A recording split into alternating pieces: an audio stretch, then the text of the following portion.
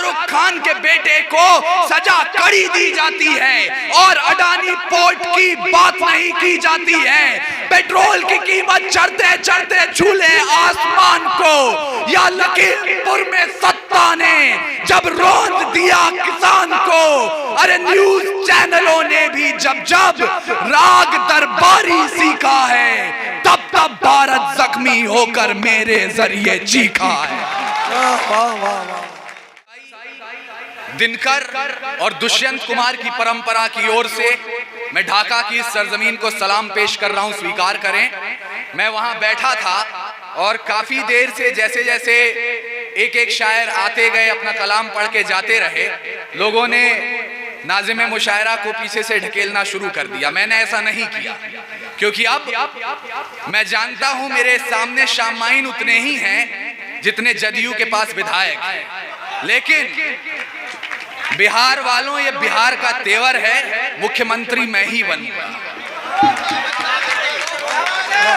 वाह वाह वाह, बहुत। मैं दो पंक्तियों से अपनी बात, और इन दो पंक्तियों पर आपने लैला बनती हुई देखी है, आपने यहाँ कौम का ईमान बनते हुए देखा है। लेकिन आपके और हमारे पुरखों ने क्या बनाया?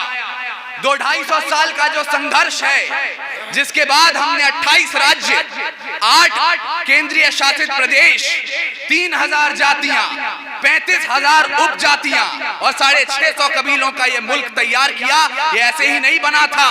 तारीख गवाही देगी इस लाल हकीकत की, क्या खनक खनक पे तलवारों की रणगान बनाया है। वाह वाह वाह वाह वाह वाह। तारीख गवाही देगी इस लाल हकीकत की, खनक खनक पे तलवारों की रणगान बनाया है। और खोद कर नाखून से गुलाम धरा को हमने बलिदानों की बुनियाद पे हिंदुस्तान बनाया। बहुत खूब, बहुत खूब। वाह वाह वाह वाह वाह। खोद कर नाखून से गुलाम धरा को हमने बलिदानों की बुनियाद पे हिंदुस्तान बनाया है। और मैं जिस हिंदुस्तान की बात कर रहा हूं, आपका तो नहीं पता, लेकिन मैं जिस हिंदुस्तान की बात कर रहा हूं वो हिंदुस्तान है जहां अकबर की सेना का सेनापति नेतृत्व राजा मान सिंह के हाथों में होता है और महाराणा प्रताप की सेना का सेनापति नेतृत्व हाकिम खान निभाते हैं। तो मैं उनको शब्द चढ़ाता हूं, हिंद जिनकी जान था, नाम हिंदुस्तानी जिनका मजहब हिंदुस्तान था। रक्त से रंगते थे धरती को अरियों की ललकार पर, जय हिंद का नारा सदा लिखा था जेलों की दीवार पर। और बदन पे बंधी थी बेड़ियां, दिल मगर आजाद था। और रक्त के अंतिम कतरे में भी भारत जिंदाबाद। वाह वाह वाह वाह वाह, जिंदाबाद। रक्त के अंतिम कतरे में भी भारत जिंदाबाद था। जिंदाबाद। उसके बावजूद कहा जाता है कि 14 अगस्त मध्य रात्रि 2 दस्तावेजों पर दस्तखत हुए और आजादी हमारी झोली में आ गई। माफ कीजिएगा, ऐसा नहीं हुआ था। अपने इतिहास को याद कीजिए, कतरा कतरा खून दिया था, दी जवानी जुनून दिया था। खड़े अंग्रेज माने नहीं तो गोलियों से भून दिया था। गोरियों के गाल नहीं थे ना आवाज वजीरों की, खनखनाहट गूंजती थी सेल्यूलर में जंजीरों की। राजनीति से मिली नहीं है, नहीं खरीदी पैसों से, सौदा लहू के मोल हुआ था भगत सिंह जैसों से। और माओ ने गोली खाई थी, बेटे लटके फंदों पर, आजादी की डोली उठी है कुर्बानी के कंधों पर। वाह वाह, बहुत खूब, जिंदाबाद। आजादी की डोली उठी है कुर्बानी के कंधों पर। लेकिन उन कुर्बानों के लिए हमने किया क्या सर? जिन सीनों ने ये ना पूछा गोली का अंजाम क्या है, राम क्या, रहीम क्या, हिंदुत्व क्या, इस्लाम क्या है। सपना केवल एक देखा, मुस्कुराता सा परिवेश दिखे, वो देख सके ना इसे मगर आजाद भारत देश दिखे। अरे जिस बिस्मिल की गजल ने तिरंगा ख्वाब दिखाया है, उस बिस्मिल की बहन से हमने बर्तन तक मजवाया है। वाह वाह वाह वाह। और बिहार की जमीन पर सच्चाई को एक दस्तक दे रहा हूं और मुझे डरे सहमे हुए लोगों के तालियों की आवश्यकता भी नहीं है।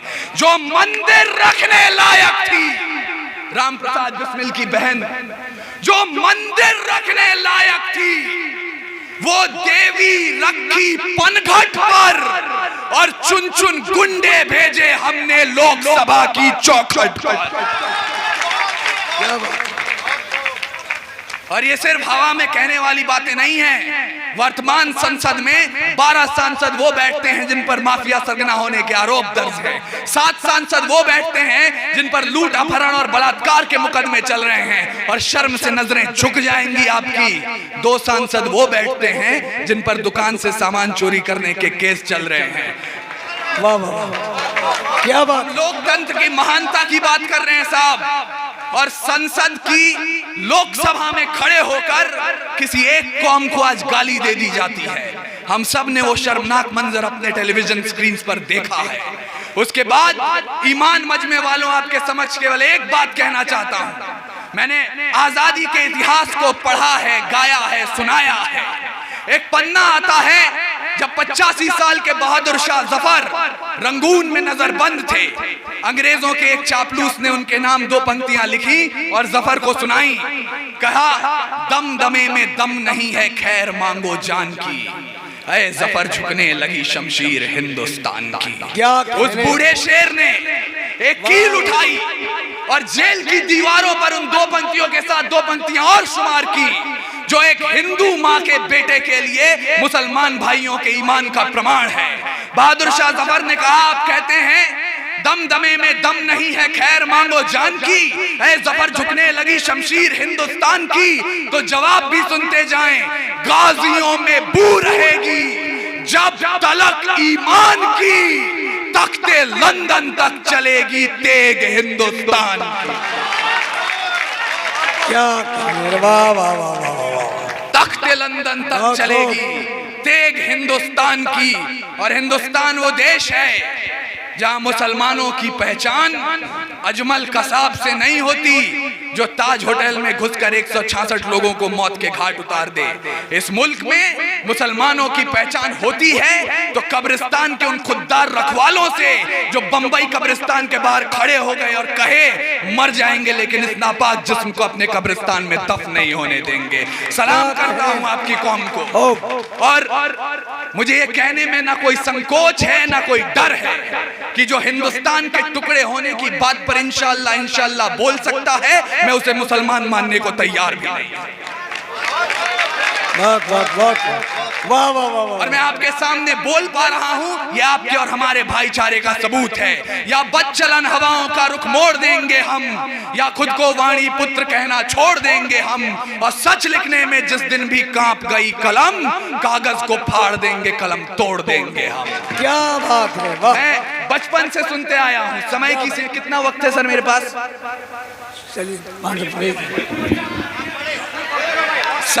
समय की अपनी सीमाएं हैं और मैं अपनी हदों को जानता हूं।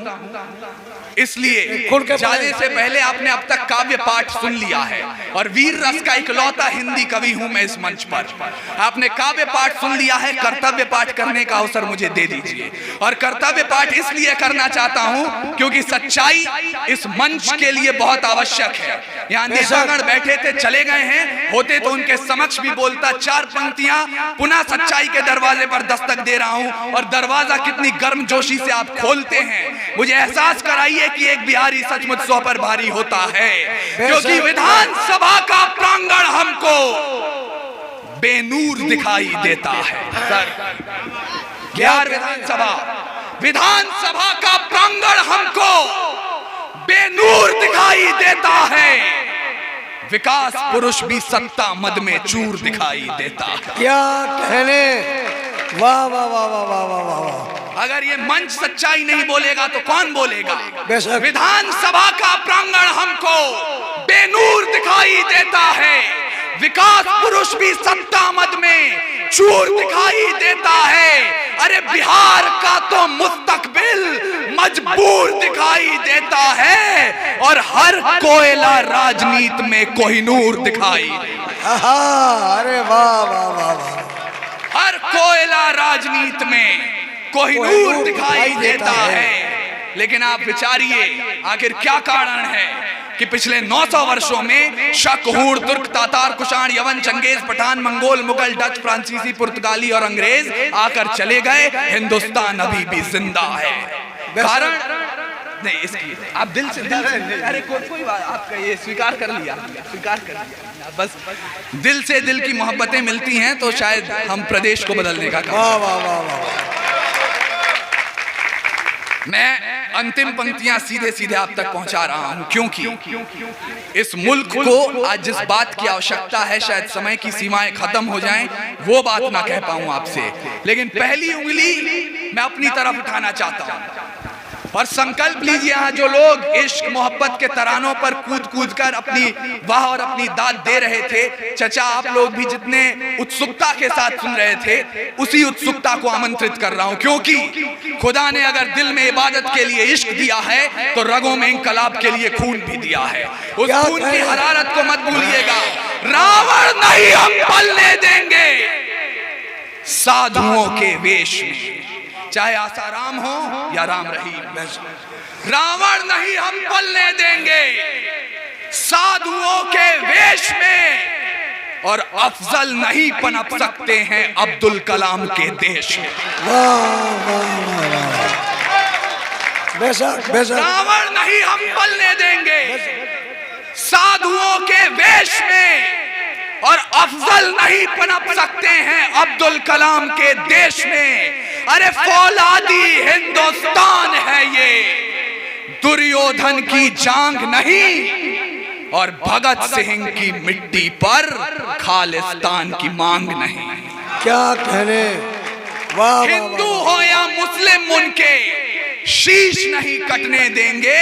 अरे कसम तिरंगे की हमको फिर देश नहीं बटने देंगे। वाह वाह वाह। अंतिम 1 मिनट आपसे चाहता हूं और आप सब की इजाजत। जिन पानी देंगे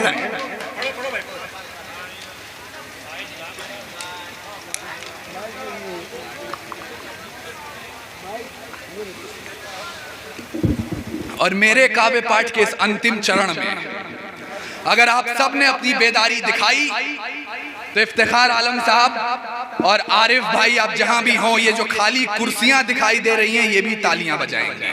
ये दावा मैं कर रहा हूं और आपके बलबूते पर, आपकी सनद पर, क्योंकि हास्य की भाषा नहीं लिखी है, ना ही गजल सुनाता हूं, कविता लिखनी नहीं आती, चीखें लिखते जाता हूं।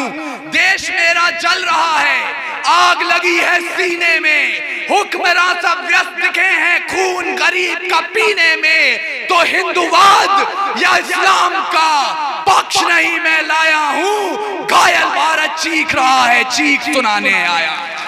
क्या बात। वाह। और ये देश सिर्फ सरहदों पर घायल नहीं होता है। अरे जब मंदिर मस्जिद के नाम पर हथियार उठाया जाता है या दुधमुहों को भी हवस का शिकार बनाया जाता है, जब मठों के मठाधीश भी क्रोध में आने लगते हैं या मौलाना बारूदी पैगाम सुनाने लगते हैं, अरे शाहरुख खान के बेटे को सजा कड़ी दी जाती है और अडानी पोर्ट की बात नहीं की जाती है, पेट्रोल की कीमत चढ़ते चढ़ते झूले आसमान को, या लखीमपुर में सत्ता ने जब रोंद दिया किसान को, अरे न्यूज चैनलों ने भी जब जब राग दरबारी सीखा है, तब तब भारत जख्मी होकर मेरे जरिए चीखा है। वाह वाह वाह। क्या बात है। तब तब भारत जख्मी होकर मेरे जरिए चीखा है। और अंतिम पंक्तियां मुझे विदा कीजिए, एक संकल्प लीजिए और हम आगे चरण में चलें मुशायरे के। जिन लोगों तक ये बात न पहुंची हो उन्हें भी संकल्प दिलाइए, कसम उठवाइए।